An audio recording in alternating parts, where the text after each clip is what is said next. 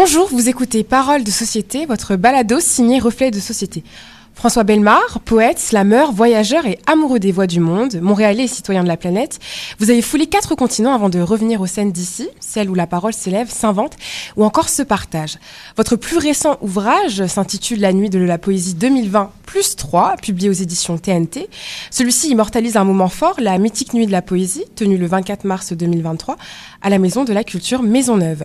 Une soirée transgénérationnelle, inclusive et vibrante, marquée par la première interprétation simultanée en langue des signes du Québec, LSQ, pour l'acronyme, et la présence d'un poète sourd. À travers vos textes à travers des textes et des photographies inédites à l'intérieur de l'ouvrage, vous, François Bellemare, vous signez un livre qui témoigne d'une parole vivante, collective, politique et profondément humaine, toujours. Et aujourd'hui, nous avons le plaisir de vous recevoir pour parler de poésie, de mémoire et de cette nuit qui a fait vibrer Montréal. Bonjour François. Bonjour. Merci infiniment d'avoir accepté cette entrevue. C'est mon plaisir à moi. Alors, première question, François, qu'est-ce qui vous a donné envie de transformer cette soirée éphémère en une œuvre imprimée et pérenne? Ça vient de, on peut dire, la tentative de présenter la Nuit de la Poésie 2020 à la fin mars de l'année 2020 et qui se voulait le prolongement des autres Nuits de la Poésie qui se sont succédés à tous les 10 ans, en 1970, 80, 90, etc., 2010. Et à 2020, je devais monter sur scène avec une cinquantaine d'autres poètes. Et 2 semaines avant, qu'est-ce qui est arrivé? La pandémie a forcé le confinement de tous les spectacles sur la planète et tout est tombé à l'eau. Alors, tout le monde était extrêmement déçu. On a essayé de remettre le spectacle sur pied l'année suivante en l'appelant 2020 plus 1. Ça ne marchait pas. 2020 plus 2, il y avait encore des variants du virus. Finalement, le ciel s'est éclairci pour la fin mars 2023 et donc on a présenté le spectacle sous le nom de la Nuit de la Poésie 2020 plus 3. Et après le spectacle, on s'est dit, regarde, on a travaillé tellement fort pour monter ça, pourquoi on n'en ferait pas un recueil? Alors, c'était ce projet-là que j'ai mené avec les éditions TNT, où on présente dans un même livre la présentation du spectacle, la présentation des Nuits de la Poésie, les textes des poètes et les textes de présentation qui sont signés de moi, avec je pense, il y a plus d'une centaine de photos qui sont tirées du spectacle. Vous êtes un habitué du slam, du spoken word, de la poésie performée. En quoi cette édition particulière de la Nuit de la Poésie vous a-t-elle marqué? Est-ce qu'il y a eu un moment de scène que vous n'oublierez jamais? Moi, je suis dans le monde du slam, je suis d'abord un spectateur assidu. J'étais un spectateur assidu pendant de longues années. Je suis monté occasionnellement sur scène dans le cadre des soirées de slam du groupe Slam Montréal.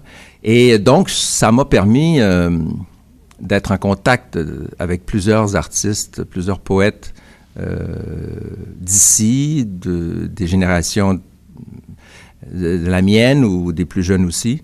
Et donc, c'est dans cette optique-là que j'ai monté le spectacle. Alors, on a tenu à faire un lien avec les éditions antérieures pour inclure un hommage à Michel Lalonde, qui est une très grande poétesse québécoise et qui est justement décédée pendant la pandémie en 2021. Et Michel Lalonde, il faut se rappeler, avait été de la première Nuit de la Poésie en 1970, qui a laissé un souvenir très marquant avec son texte « Speak White », qui était dans l'esprit de l'époque.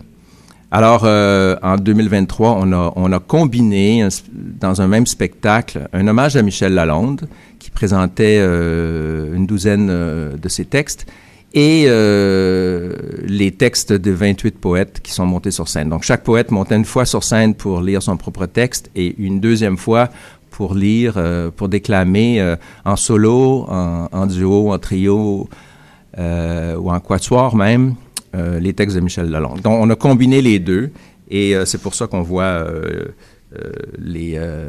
on voyait la figure de Michel Lalonde sur les affiches du spectacle. La Nuit de la Poésie, c'est une institution au Québec, vous l'avez déjà dit, 1970, 1980, 1991 ou encore 2023, après les fameuses séries de la pandémie. Chaque époque a sa manière de dire. Qu'est-ce que cette édition, elle a raconté, selon vous, de notre époque et de ce que les poètes ont à dire aujourd'hui? Est-ce que c'est différent des années précédentes? C'est toujours différent des années précédentes, des éditions précédentes. Et il faut savoir que dans la suite des différentes éditions de la Nuit Poésie, il y a une tradition importante, c'est celle du renouvellement. Alors, c'est un peu contradictoire de parler d'une tradition du renouvellement, mais c'est tout à fait réel et ça date même de la fin du 19e siècle, quand l'École littéraire de Montréal a décidé de convoquer des séances de poésie pour renouveler le genre et qui a permis à l'époque à un jeune adolescent d'apparaître soudainement avec des vers de nouveau style, et c'est la façon dont Émile Nelligan est entré dans notre histoire.